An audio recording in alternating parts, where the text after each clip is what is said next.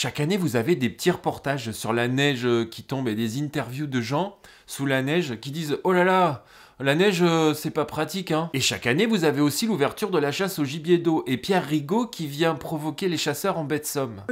Oh, n'appuie pas là-dessus. Alors oui, ça remue un peu.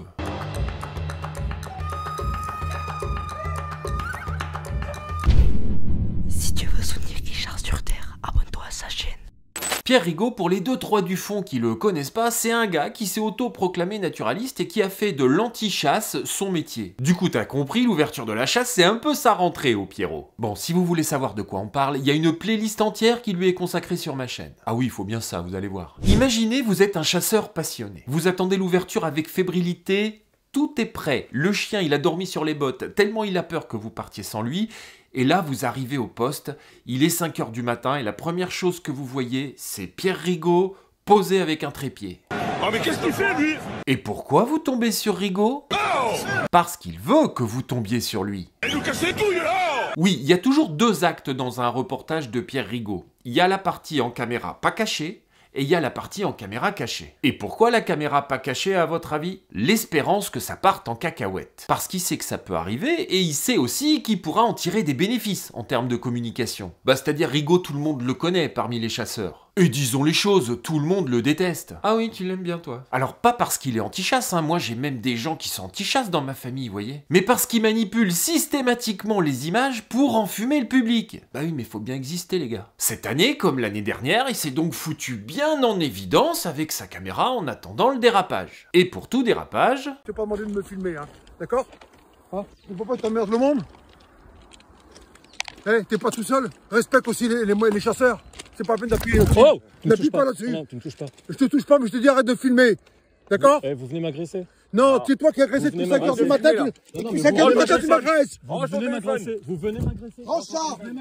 Prends Vous ça. venez m'agresser. Non, on t'agresse pas, c'est toi qui l'agresses depuis 5 h du matin. T'es là à emmerder le monde. Il faut savoir que Rigaud se nourrit de ça, au sens littéral du terme. Il se pose avec une GoPro dans les mains sans doute, et il attend le contact. Et là, devant ce chasseur excédé de l'avoir dans les pattes depuis 5 h du matin, il ose un « Mais vous venez m'agresser !» Mais tu l'espères tellement, cette agression, Pierrot. Ok. Et grand malheureusement, tu te fais juste un peu secouer la caméra. Et quel dommage, pas de quoi sortir le grand public de sa torpeur estivale. Oui, franchement, n'importe quel journaliste dans une manif, à un moment donné, il se fait un petit peu secouer la caméra, bon, on n'en fait pas des caisses, mais on essaye quand même, on sait jamais. D'ailleurs, elle est où la violence des chasseurs? La barbarie de ces hommes assoiffés de sang qui se nourrissent de sang de nouveau-nés. Faut quand même savoir qu'on craint pas grand-chose pour venir provoquer des gens armés, non? Parce que Rigaud salit la chasse toute l'année, en racontant n'importe quoi à chaque fois. Soit il ment ouvertement, soit il démontre qu'il n'y connaît strictement rien, comme je l'ai démontré X fois. Et bien entendu, les chasseurs le connaissent. Hein. Et quel sentiment croyez-vous qu'il inspire? De la colère, oui.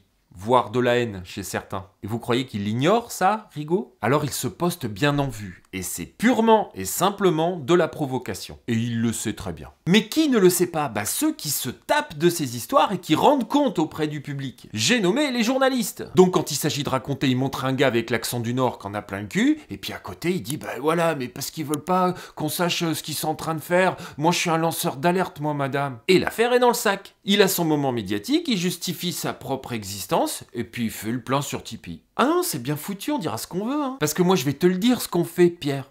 On chasse des oiseaux. Bah non, mais demande. Parce qu'on n'aime pas le montrer, mais il y a des centaines de vidéos de chasse au gibier d'eau sur YouTube. Tu vois souvent un oiseau qui vole, un chasseur qui tire et un oiseau qui vole plus. Oui, parce que pour le manger, le canard, il faut qu'il arrête de voler. Non, je t'assure, sinon c'est... Non, c'est pénible. Non, c'est...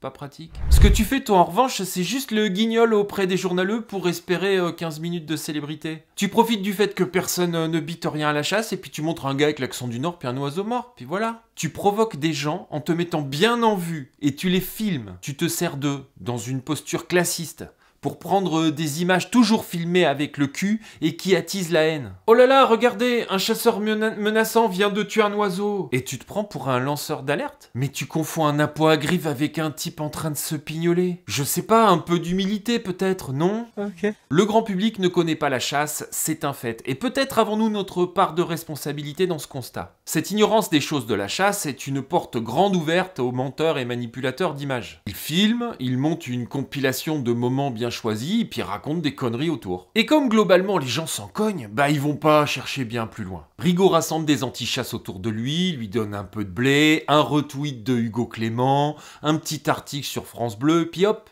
un épisode. Et ça se prend pour Julian Assange, ça se drape dans le camp du bien, ça se oint de bons sentiments. Et ça croit que ça dénonce. Je terminerai quand même en tirant mon chapeau aux chasseurs de la baie de Somme, qui chaque année subissent les provocations de Pierre Rigaud et qui n'ont jamais cédé. Et ça lui laisse quoi? Une séquence où un gars lui dit qu'il va lui balancer sa caméra dans le marais? Ça casse pas trois pattes un chipot, les copains. Il est vide, son machin. Voilà, allez voir la playlist Pierre Rigaud. En attendant, je vous mets ces 2 vidéos, là. Allez voir quand même, c'est assez édifiant. Ah oui, si vous lui donnez du blé, ça devrait vous calmer, ça. En attendant, je souhaite une magnifique ouverture à tous les chasseurs passionnés de gibier d'eau. Et puis je vous dis à bientôt, sur Terre ou ailleurs.